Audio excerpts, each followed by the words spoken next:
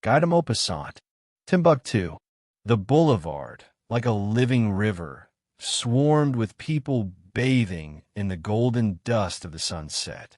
The sky blazed crimson, and from a massive fiery cloud boiling behind the Church of the Madeleine, a slanting, fiery glow streamed down the entire street, shimmering like the scorching air above a blazing furnace. In this flaming haze, the crowd reveled and stirred, as if becoming part of a great apotheosis. Faces were gilded, dresses and black-top hats reflected purplish hues, and polished boots left spots on the asphalt as bright as the sun itself. In front of the cafes, people crowded around little tables. Multicolored drinks sparkled in crystal glasses resembling molten gemstones. Among the guests dressed in lightweight suits of muted tones, two officers in full dress uniform stood out sharply, their gold braid dazzling to the eye. They were chatting with carefree joy, immersed in this jubilant whirlpool of life, in the radiance of a magnificent evening. Their gazes slid over the crowd, where men strolled leisurely and women fluttered by, leaving behind a tremulous and exciting trail of fragrance. Suddenly, a Negro of gigantic stature with a huge belly, squeezed into all-black attire, sailed past them like a galleon in full sail. Trinkets glittered on his flannel waistcoat, and his face shone as if freshly polished with wax. He smiled at the passers-by, smiled at the newspaper vendors, smiled at the radiant sky itself, and at all of Paris. He was so tall that his head floated above the crowd, and onlookers turned their heads curiously to watch him pass. Suddenly, he noticed the officers and rushed toward them, shoving the other patrons aside.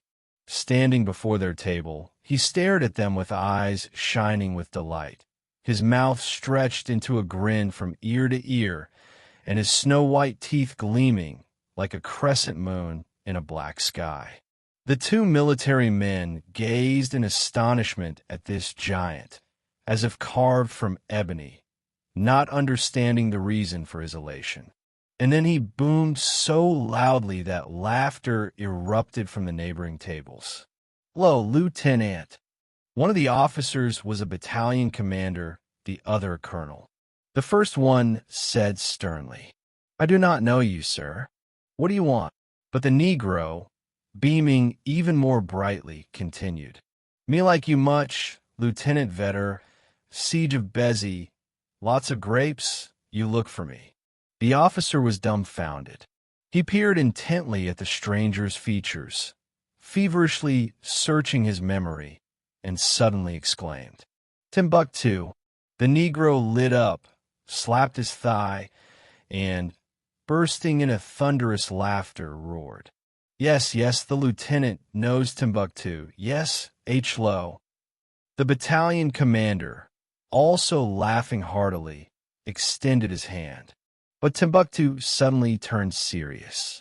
He seized the officer's hand, swiftly bowed, and following Negro and Arab custom, reverently kissed it. The officer didn't have time to protest, and, now embarrassed, said sternly, Now, Timbuktu, we are not in Africa. Sit down and tell me how you ended up in Paris." Timbuktu thrust out his belly and began to chatter. "Earned lots of money, big restaurant, good food, girls, stole lots, French cooking, Timbuktu. Cooked for the emperor, 200,000 francs for me. Ha ha ha." He writhed and laughed so hard that tears streamed from his eyes, in which unbridled joy was dancing. The officer, who understood his peculiar speech, questioned him a little longer, and then said, "All right, until next time, Timbuktu, we will see each other again." The Negro immediately jumped up, this time shaking the proffered hand in the European manner, and, still laughing, shouted, Hello, Lieutenant." He departed, gesticulating so wildly from the joy that filled him that many took him for a madman. The colonel asked, "Who is that character?" The battalion commander replied, "A good fellow and an excellent soldier. I'll tell you his story. It's quite amusing.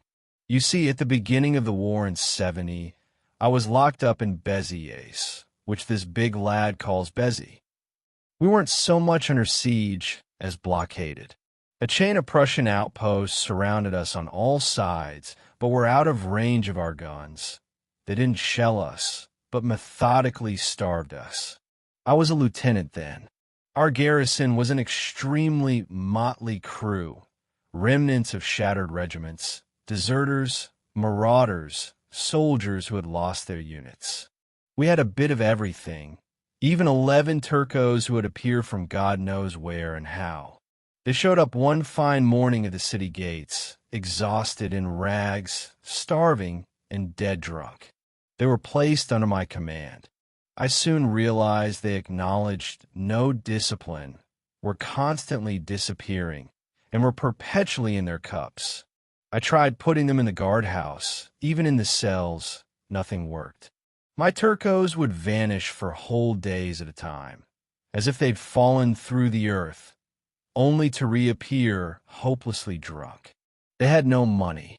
Where on earth did they manage to get drunk? How? With what means? This intrigued me greatly, especially since I secretly liked these savages. With their constant laughter and restless nature, they resembled mischievous children, only very large ones. I soon observed that they blindly obeyed the tallest of their band, the very man you have just seen. He commanded them and devised all their shady schemes like an omnipotent chieftain whose will none dared contradict.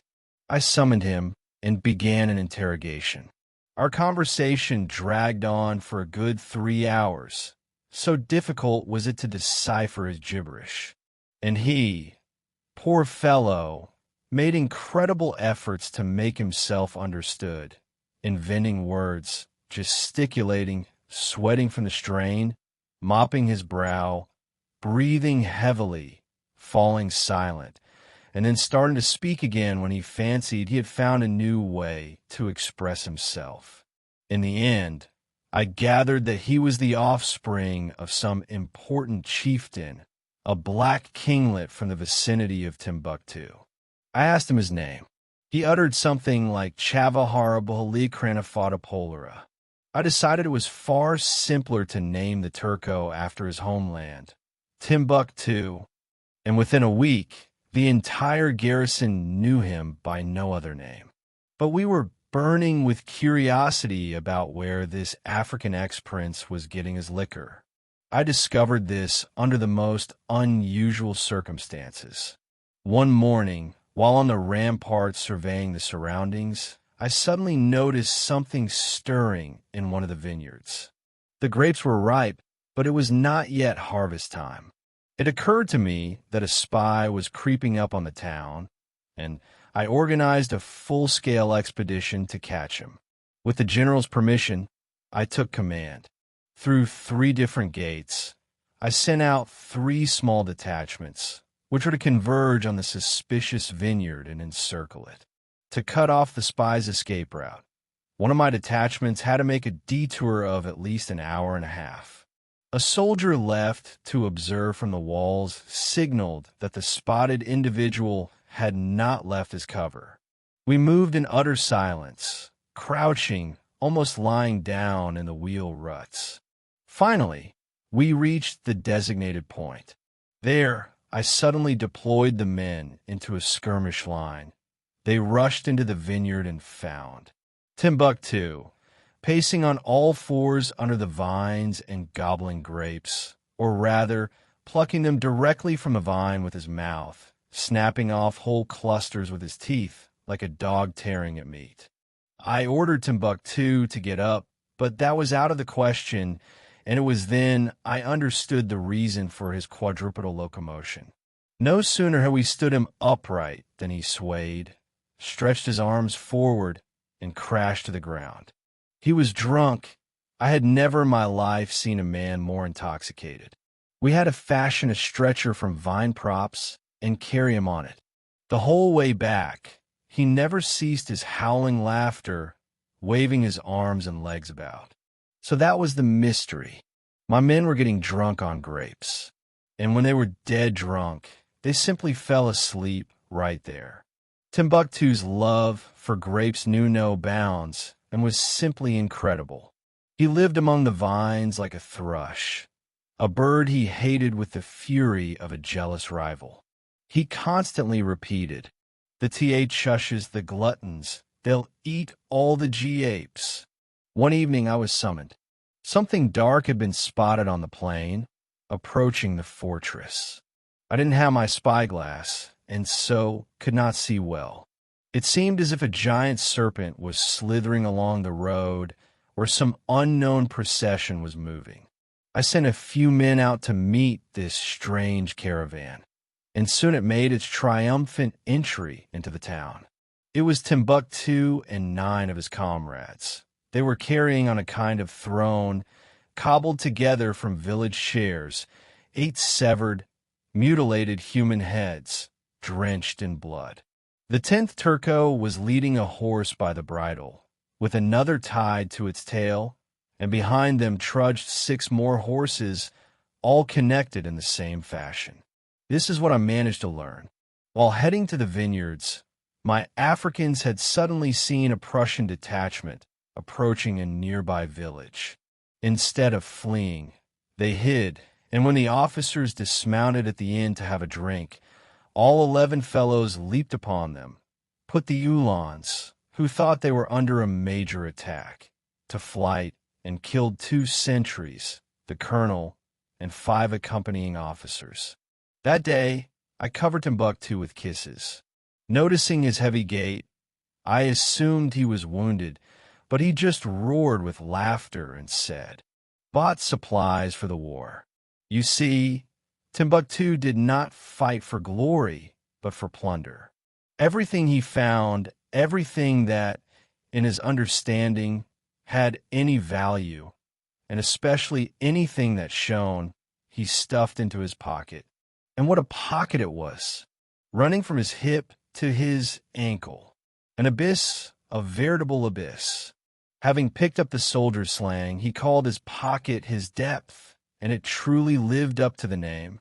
He stripped all the gold from the Prussian uniforms, the brass from their helmets, the buttons, and so on, tossing it all into his depth, which was filled to the brim.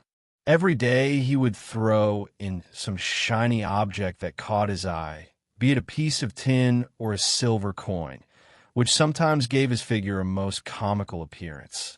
He intended to take it all back to the land of ostriches, to whom this royal scion, obsessed with a passion for glittering objects, seemed to be akin.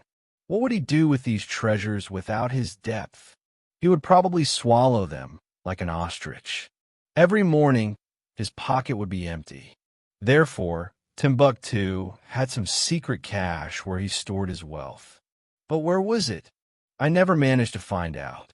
The general, informed of Timbuktu's feat, ordered the bodies of the slain, which remained in the village, to be buried quickly to hide the fact they had been decapitated. The Prussians returned the very next day. The mayor and 7 of the most respected inhabitants were immediately shot in retaliation for allegedly informing us of the Germans' presence. Then winter came. We were exhausted and in despair. Clashes were now a daily occurrence. The starved men could barely drag their feet. Only 8 Turcos, 3 had already been killed, remained as plump, glossy, strong, and ever ready for battle as ever. Timbuktu had even grown fatter. One day he said to me, "You much hungry? I have good meat." And he brought me a magnificent, juicy fillet. But what kind of meat was it?